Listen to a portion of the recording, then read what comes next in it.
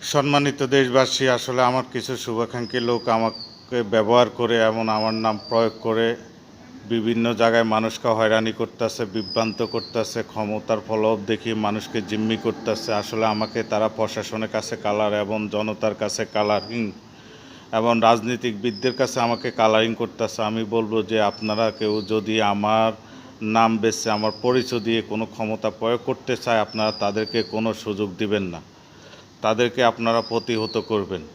কারণ আমি ঢাকা শহরে আমার বাবার প্লট বুকিংয়ের টাকা দিয়ে চলতেছি। টাইলস এবং ববেশ্বর এলাকাতে আমি একটা ফ্যাক্টরি কাজ করেছি এবং আমি একজন মানবাধিকারের কর্মী এবং টুকটাক কাজ করে চলি।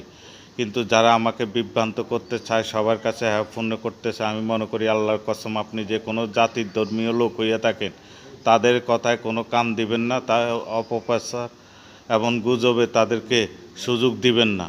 তারাই আমার প্রকৃত শত্রু, রাষ্ট্রীয় প্রধান উপদেষ্টা, ছাত্র জনতা। আসসালামু আলাইকুম। আসলে আমাদের দেশে আমাদের প্রশাসন গর্বিত, সৈনিক, সেনাবাহিনী, পুলিশ, আমরা তাদের সর্বপ্রশাসনকে আমরা তাদেরকে সম্মানিত করব, তাদেরকে সম্মান দেব। তারা আমাদের সম্মানময় সৈনিক।